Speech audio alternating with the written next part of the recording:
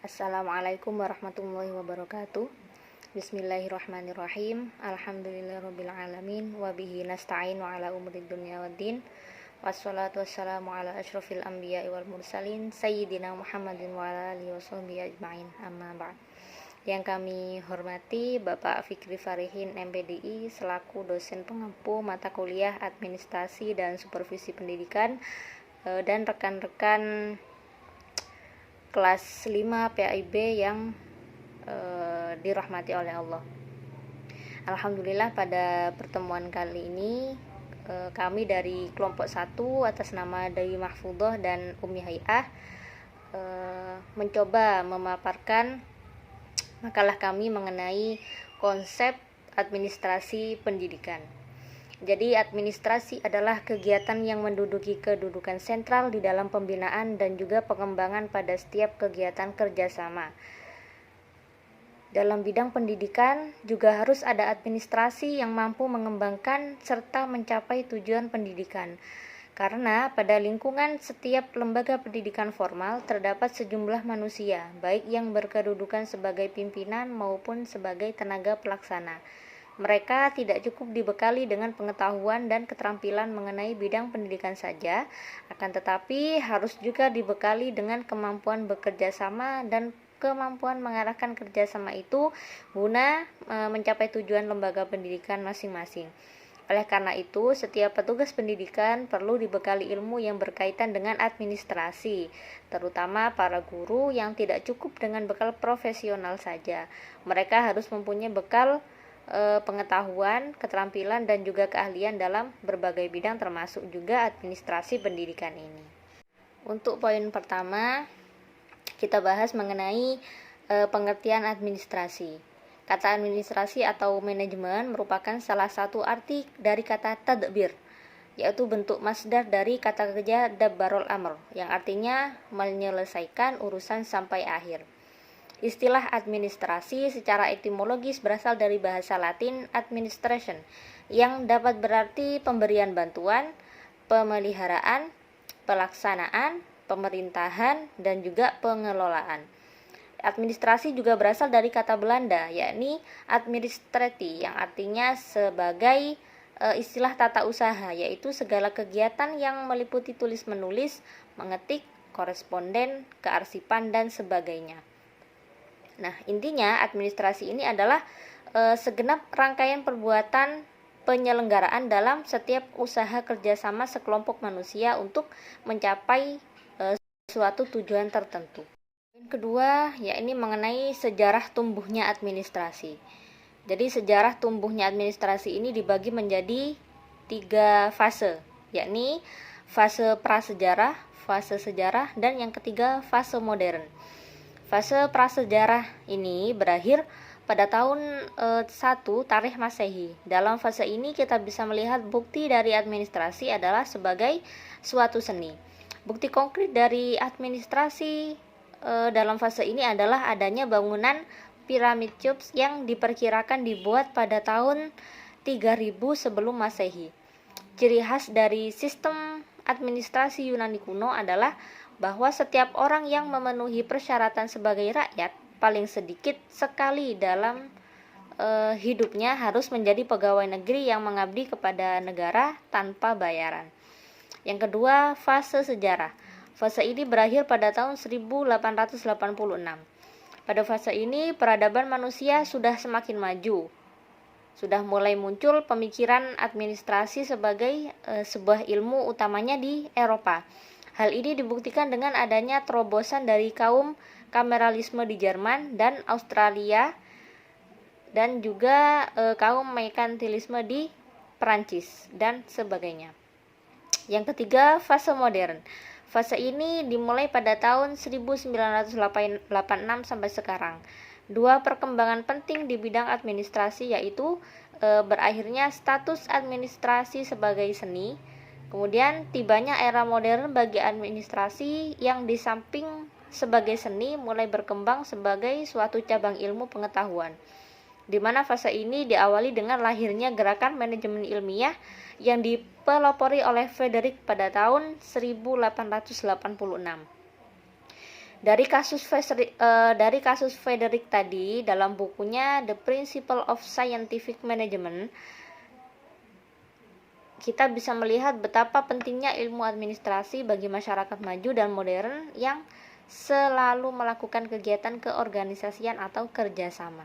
Kemudian kita bahas mengenai pengertian administrasi pendidikan. Administrasi pendidikan oleh para ahli diartikan dalam dua pengertian, yaitu sebagai ilmu dan sebagai proses.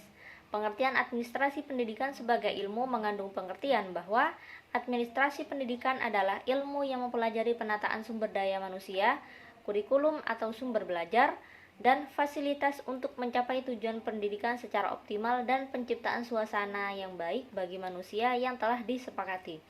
Administrasi pendidikan pada dasarnya adalah suatu media untuk mencapai tujuan pendidikan secara produktif, yaitu secara efektif dan juga efisien.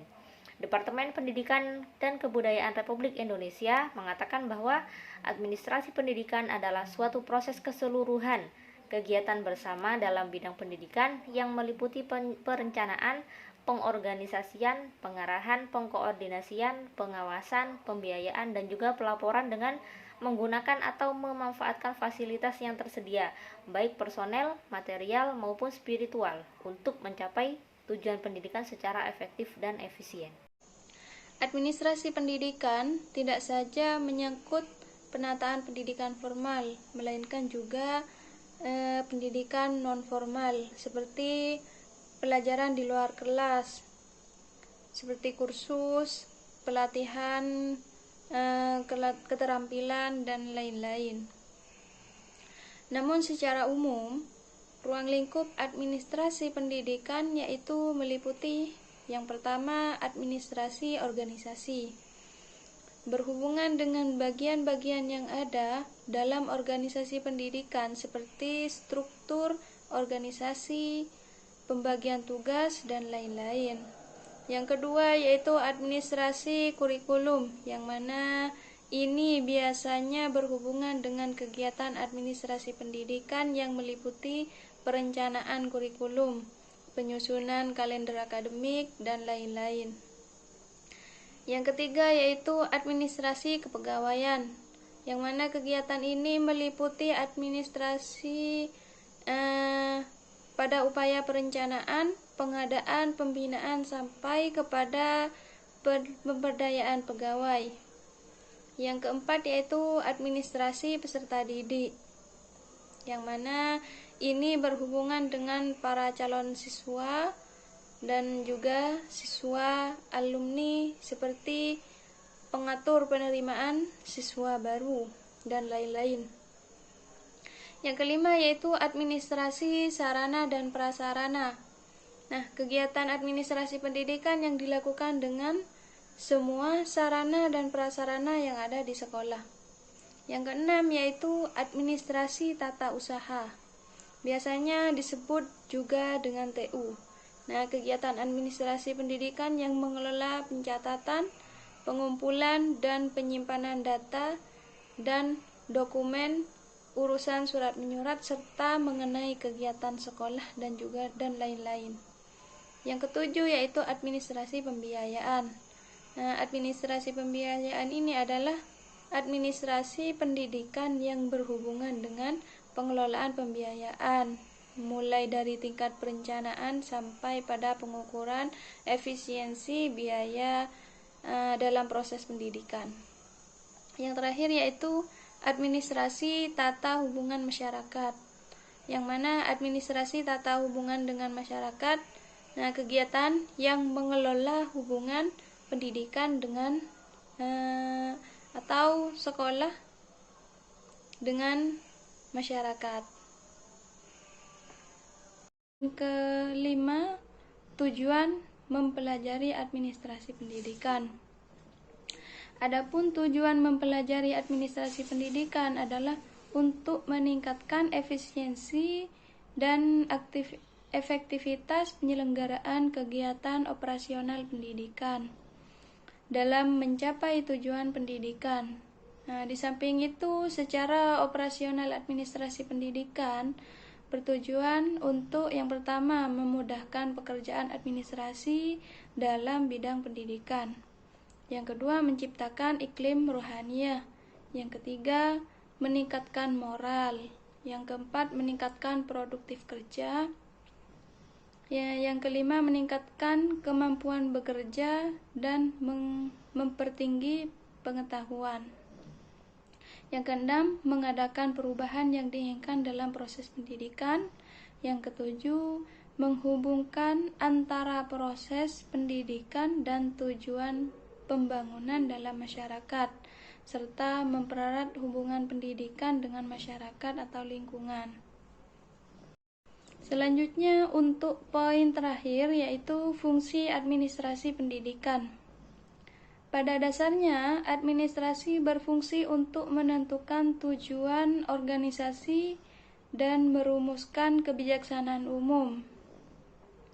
Sedangkan manajemen berfungsi untuk melaksanakan kegiatan-kegiatan yang perlu dilaksanakan dalam rangka pencapaian tujuan dalam batas-batas kebijaksanaan umum yang telah dirumuskan.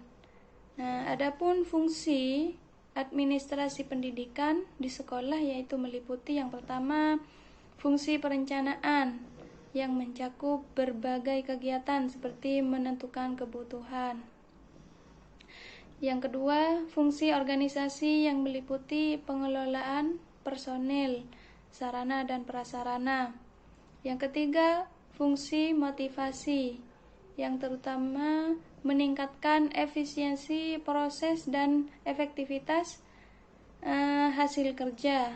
Yang keempat, fungsi kepengawasan meliputi pengamatan proses pengelolaan serta secara menyeluruh sehingga tercapailah hasil sesuai dengan apa yang telah direncanakan.